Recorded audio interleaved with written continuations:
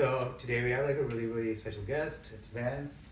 Nice to meet you, Vance, again for the 9 million. Yeah. We met a lot. We hung out a lot. And I think like part of what I want to do with, I want to know is really just get an understanding of people's worlds, but also get people to educate us a little bit more about ourselves. And I think like the best way to learn about yourself is really through other people, right? And so what I'm really hoping is that you can kind of give us a little bit of insight around your world. I will ask you questions, but I feel like at the same time, these are things that people maybe are just generally going to ask you, so it should not feel too pointed in any way. But maybe you can start by telling us a little bit about what it is you do, who you are, what you're doing in Toronto, and what Toronto is doing for you, which is probably nothing because I'm sitting. I'm Vance, and I am a sex and relationship coach, and I make porn. And everything revolves, the porn and the coaching all revolve around helping queer men be authentic and be vulnerable and be themselves with their partners or just even with themselves. Yeah. I think that was one of the coolest things that like when I first met you, that was kind of sort of very much highlighted to me as kind of like a key objective for you, was really like leaning into that vulnerability, really understanding people, and then bringing authenticity, right? Like to what it is. Like I think even though maybe you're shooting porn, like there should be an element of authenticity to what the porn is. Like you should feel like a genuine connection with someone else. One of the things that I've always like been curious about, really from my perspective, and maybe like for other people, really is the fact that like when you are approaching it in this way, what are some of the key elements you're really looking at when it comes to how it is you're working or who it is you're going to be working with? Like what are things that maybe you look for, like maybe in a studio or maybe in a collaborator, that maybe you feel will bring in this sense of authenticity, this sense of like connection? When you say that, I think what I look for is, does that person have the capacity to feel? Okay. So I think even just if I think about just people in general, I look for someone that I'm when it comes to like being friends with someone, I need to see something that makes them genuine. Right. So like I was gonna say the same, like I don't care if your thing is math. Yeah. Like if that's your thing, then talk to me about math. Okay. Or something, right? Okay. And so because like even the reason why I got into my work is that I think I'm this is gonna sound kind of like stupid. I don't know, whatever. But I think I've always been a very authentic person. Okay. And I think it's because though I'm so sensitive that there wasn't this ability to like push down my feelings or numb myself out or try to be like everyone else, because it just feels so like almost painful. Yeah. And it's like sitting with someone when you're having a conversation and it's just like small talk and there's no like conversation goes in depth. Like to me that is painful. But so I can put myself in that situation. Yeah. So like the authenticity piece of all of this is like if I see someone, or even it's like a photographer or something, I'm like, oh, I see something of themselves in that. Where I think that there's a lot of people who are just like, oh, this type of medium is really popular, so just taking pictures of like hot naked men. So like I'll just do that. But I'm like, but that's not really that's like what we're all doing, right? Is like, oh, this is the version that is admirable or acceptable, so like I'll just do that. Yeah. But I'm like, but that's not you.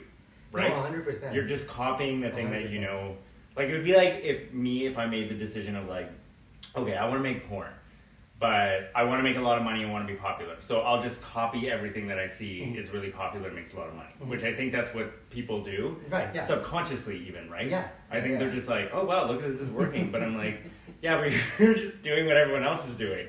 I think that's also like maybe like part of like us, and that's just kind of like our human condition, is to really look for patterns. And if we actually like see certain things, it's easy for us to want to emulate exactly that.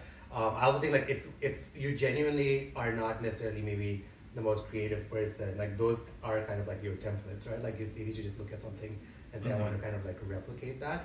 But I think to your point, I feel like, or at least for me at least, it kind of perpetuates a little bit more of a cycle where you're kind of seeing a lot of the same things, and then nothing really kind of stands out distinctly on its own or as its own work, which I think is kind of a little bit problematic, right? One of the things I actually liked that you said in the beginning was that you tend to be someone that feels a lot. How important is things like feeling and really like feeling the world and feeling your emotions when it comes to something around intimacy, like when you're building a more intimate moment, right? Like, does that directly translate into your work, like how you actually will maybe perform that day, or what it is you're going to actually do that day? Yeah, so I think that so being connected to your feelings is important for intimacy, because if you're not, then you're going to see, like, the reason why I work with men is because we're kind of socialized to be like, boys don't cry, don't feel, right? And so like a lot of us are just we're just disconnected from any feelings, and then so it's like, well, if I want to be intimate with you, let's say if like I even so making the decision to like practice authenticity is like, let's say I'll be like, if I was coming over here and before I came over, let's say something happened to me and I was really struggling, so I could make the decision to be like, when he says, how are you, I could make the decision to be like, oh, I just need to be honest about this, because like I'm just going to be pretending that I'm okay when I'm not, or I can just pretend to be okay when I'm not. But the thing is, I think that you can't really like even if I make that decision, I'm still going to be feeling that. So it's going to change our experience together. And so I would say, even if I said like, oh, everything's fine, but then all of a sudden you're picking up and feeling that like something is wrong, but you don't know what it is. And so maybe you go into your head and you're like, oh, he's being a bitch today or something, right? But I would say that in the way that it like translate into porn is like when I did my shoot with Himrose, which was my first studio shoot, and I was like, I'm pretty comfortable having sex in front of people, but I've never had sex in front of a film crew that I don't even know. And so I was like, hey, I don't know how I'm going to be with that, right? But when I made the decision before, it was like, just be yourself. So like, if something feels uncomfortable, don't feel bad that you're going to like stop the entire shooting if it feels uncomfortable, or if you need a minute, or if you need space. Like, say those things, because if I don't, because I'm like, well, I don't want to stop the whole production, and like that's going to piss everyone off, right? It's going to like make my performance way worse, because I'm going to be like, I'm going to be feeling that and uncomfortable, and then all of a sudden I'm going to think, well, people are going to be watching and be like, that guy looks like he is not doing good. And which is true. Like, you tend to see a lot of that, right? Like, you tend to see people who clearly just like, they're just maybe faking it to make it, or they're just like, I don't want to be there, and you can just tell they've just checked out of the entire experience. Yeah, you can tell, you can feel it, right? And so like, that's the thing that with porn has always been like, it's been so fake. It's all performance, right? No matter what. But I think that there wasn't. So when I worked with Himrose, the reason why I wanted to is because I knew that there was going to be like a therapist coach on set, like an intimacy coach like me, helping people to like make sure everyone feels safe and feels good. So I'm like, okay, I'm walking into a situation that people care about the way that everyone's feeling, and I know that's not the case in every shoot. No, like that's the first time I've actually heard that there actually is an intimacy coordinator on set for something that's more of like an adult production, because I feel like I can understand that in the context of like a lot of like the media that we consume, like the TV as a whole, or movies as a whole, but like in with the adult industry, I feel like there's always been this sort of disregard for that element of formality to what it is you do, right? Because I think a lot of people don't even think of it to begin with as work. So having that kind of structure to it, I feel like is really novel, unique. Like I've never heard of that, but that's really impressive to have, right? I think also for me, like if as a performer maybe, and I obviously have never performed in a production, but I feel like if this was my entry into something like this, it would feel more reassuring to be able to say that there are certain like checks and balances in place to make sure that me as a performer, I feel comfortable being here and that I'm taken care of, right? So that's really impressive that they have that element of it. When it comes to your work outside, when you're coaching people outside, how much of your work are you taking, or like how much of your learning that you're taking from your work as an adult film actor into that realm of your life? Into the coaching part? Well, I think it's like what I said, right? Like everything is kind of it's all mixed like together. Like it's like, so when I was like I'm still a yoga teacher, but like that's what I was doing full time before any of this. And I remember starting to do burlesque, And I was like, oh, I love this, like, because I feel like, you know, I get to be sexual and express myself and dance and be creative. And I was like, how do I mix yoga with like this sex work? And I was like, well, maybe I just won't. Maybe they're just going to be like two very separate things. And that's when I found somatic coaching, when I realized I was like, oh, the somatic aspect of it is it's all about your nervous system and like recognizing how feelings and especially shame show up in your body and how to like relax your nervous system again. So I use a lot of like breath work, movement to teach clients. And so when I found the somatic sex coaching, I was like, oh, this is all like, now everything is kind of all the same, or like all in the same thing. Like I'm doing the same thing through whether I'm like making porn, whether it's just like coaching myself to like use the same tools, or whether I'm working with a client. Because the thing also with my coaching is that I'm not a therapist, so I don't sit there and go, this is what you should do, and like, so when this situation comes up, it's like, it's an experiential practice where I'm like, hey, let's do that. And let's see how that feels, right? And so, because a lot of it is working with guys to ask for what they want and express their desires without, or with the shame that comes up, and how do you move through that, right? And so I just get to be me, because I'm like, okay, well, touch me if that's what you want, but I'm gonna let you know if it doesn't feel good, or if I'm like, I'm just not feeling connected with you. I can tell you're in your head. And so, but I would do that with my partners, right? Which is fair. Actually, like, that's a really like good kind of segue into like my follow-up question, which was really around the fact that when it comes to actually manifesting your emotions, like when it comes to people coming into the space and manifesting their emotions in that way, and coming into you and really showing you their true selves, how good are you a read when it comes to things like that? Like, over time, have you just become better at it, where you're able to just like tell almost right away, like even without kind of like verbal confirmation that something is off, or is it something that you still need to like kind of like inquire into? I think it's I think the reason why I'm good at what I do is because I think I started to, like, again, it goes back to being really sensitive, in that like I just have to pay attention to what I'm feeling, right?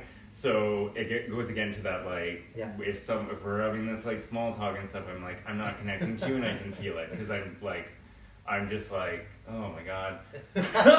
Which is true, because I also feel like at that point in time, and especially in a scenario where, you know, someone is coming in for like, this is like, you're obviously, they're paying you to come into the service, like you then have to almost like put on a little bit of a show for them, just to be able to like get them to that level.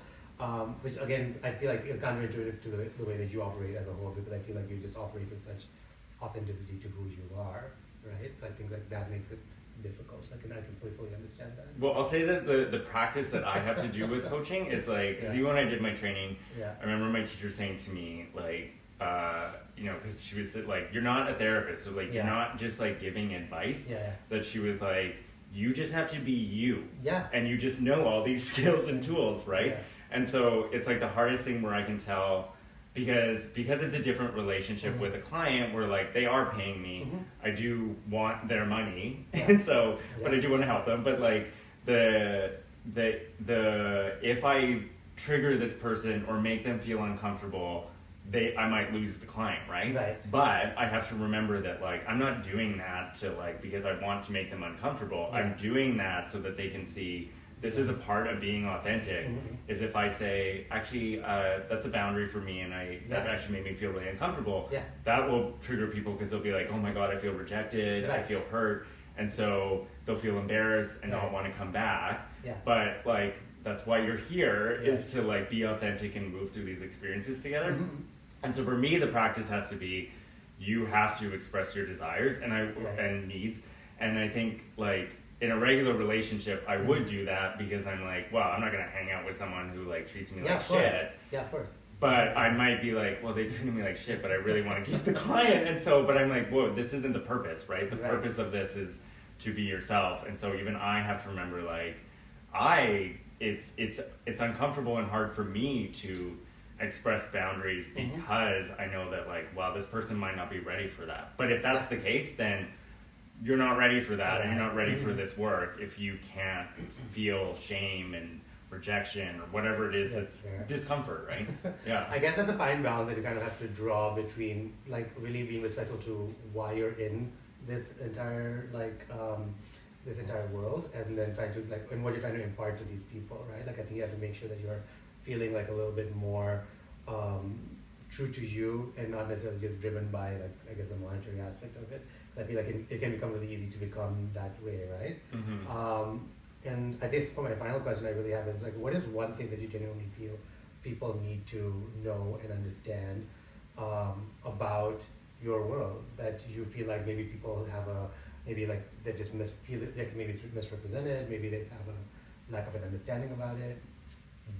I think, I think the one thing with the porn stuff is that, and just for me, because there's all different reasons why people make porn, and so I'm just saying like my own experience with it, because I know there's people that just do it just to make money, and that's totally fine, and it's a job, right? Yeah. But I think for me, I want people to understand that I'm trying to create an example of men being soft, like, and opening up, and that's okay. And I think because sometimes like porn has always been about like hyper masculinity, and so like I'm seeing how like even with working with Himro, that it was like, oh, these things that these concepts of like vulnerability and softness with men are like so uncomfortable to a lot of men because they just haven't seen that, and we were not raised that way. That like it's not going to be as popular as the hyper masculine porn right now, but like I think there just needs to be more men because this is a healthier way of being in relationships. And so I think that's what, because I don't know, I mean, this is maybe just be all in my head, but I think that sometimes maybe like with the stigma of porn is that people have all of a sudden this idea of who I am, that, oh, you make porn, then you must be like all that other porn stuff. That you've seen, so I just want people to know that it's like, I'm actually doing this because I really enjoy connecting with men, and I want to do that through porn in an authentic way, and I hope it creates this example of just a different way of being in relationships and being yourself, right? No, that was really cool, and I think like it's one of the key things like I remember like when I first met you was exactly that. Like I felt like there was more of a sense of sensitivity to not just who you were, but I also just felt like to the type of work that you wanted to make. So that like really resonates with me. I feel like to your point, like a lot of what we see is really selling us on the machismo of a man, and in a way that we should represent men as a whole or male identifying individuals. And I feel like even that needs to kind of be broken away a little bit, because I genuinely feel like relationships are not built out in that way. I think the dynamics of a relationship are always so different. I think also men or male identifying individuals come on a spectrum, just like everything else. So genuinely, like, you know, everyone is just, you just need to be you, you know, like I think that that's what you're really bringing into any of these scenarios. And I think that that's one of the learning I think I made from you like really early on, was the fact that like it really is genuinely about you just being honest with yourself, right? Like even in a moment that maybe where you're maybe being filmed for work, or maybe even when you're just having like a one-on-one connection with someone, like you really just have to be very, very true to yourself. So thank you for doing this. It was really cool. I think it was really good. I feel like this was a good insight into what you thought. I know there's so much more to you, and I feel like we will definitely like maybe do more of this like at some point a little bit later. But I thought this was cool. I thought it was fun. So, totally. So thank you for doing this.